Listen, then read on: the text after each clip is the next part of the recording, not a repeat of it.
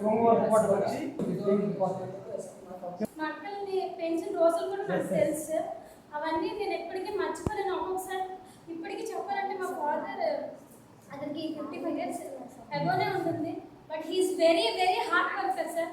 నా జీవితంలో మా నాన్న నాకు హీరో. ఎందుకంటే మా నలుగురు అక్క చెల్లెలు ఎంత పూర్ ఫ్యామిలీ అంటే అంత పూర్ ఫ్యామిలీ సార్ మాది.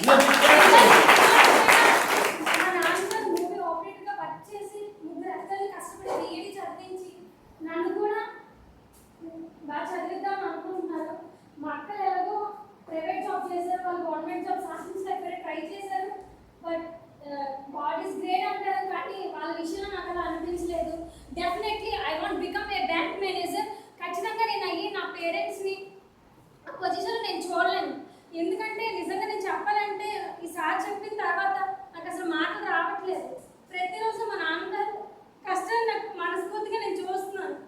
ఏదో ఇంత కాలేజ్కి వచ్చేస్తున్నాను, చదివేస్తున్నాను, కానీ సార్ చెప్పిన మోటివేషన్ క్లాస్ అయిన తర్వాత డెఫినెట్లీ నేను అనుకున్నది సాధించాలి. ఫ్యూచర్లో నా తల్లిదండ్రులు నేను ఖచ్చితంగా ఉన్నతమైన పొజిషన్లో చూడాలి. నిజంగా ఈ సిచ్యువేషన్ నేను ఇప్పటికొచ్చి ఎవరితో షేర్ చేసుకోలేదు. ఫస్ట్ టైం ఇక్కడే షేర్ చేసుకుంటున్నాను.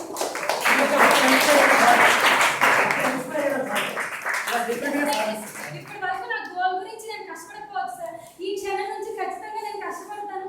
నా పేరెంట్స్ని ఎలా అయినా సరే మా రిలేటివ్స్లోనే మా ఫుడ్ ఫ్యామిలీ అనేసి చాలా ఇన్సల్టింగ్గా చూసిన వాళ్ళు ఉన్నారు సార్. ఫుడ్ ఫ్యామిలీ అనేసి మమ్మల్ని ఏదైనా ఫంక్షన్స్కి కూడా పిలవకపోవడం. సో మా పేరెంట్స్ అదేంటి పట్టించుకోరు. వాళ్ళు ఎలాగో మమ్మల్ని కష్టపడి చదివించారు, ఈ స్థాయి వరకు తీసుకొచ్చారండి. నిజంగా ప్రతిరోజు నేను మా ఇంకా నాకు మాట రావట్లేదు సార్. రుణపడి ఉండాలి. ఖచ్చితంగా నేను నిజంగా నేను అనుకున్న లక్ష్యాన్ని సాధించాలి. నా గురించి కాకపోయినా మా తల్లిదండ్రుల గురించి అయినా నేను అనుకున్న లక్ష్యాన్ని సాధించి మా నాన్నగారు ఎప్పటికీ కూడా సైకిల్ మీద వెళ్తారు సార్. ఖచ్చితంగా మా నాన్నగారు ఎప్పటికైనా సరే స్కూటీ మీద వెళ్ళాలని నా ఆశ. డెఫినెట్లీ నేను ఖచ్చితంగా అతనికి కొని తీరుతాను. నేను మంచి జాబ్ సంపాదించి బ్యాంక్ మేనేజర్ అవ్వాలనేది నా లక్ష్యం.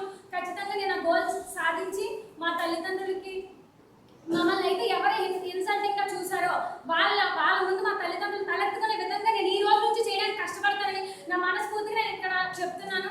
నాకు ఇంతటి అవకాశం ఇచ్చినటువంటి మీ అందరికీ కూడా మరొకసారి నా హృదయపూర్వక నమస్కారాలు. ఎస్పెషల్లీ మీకు సార్.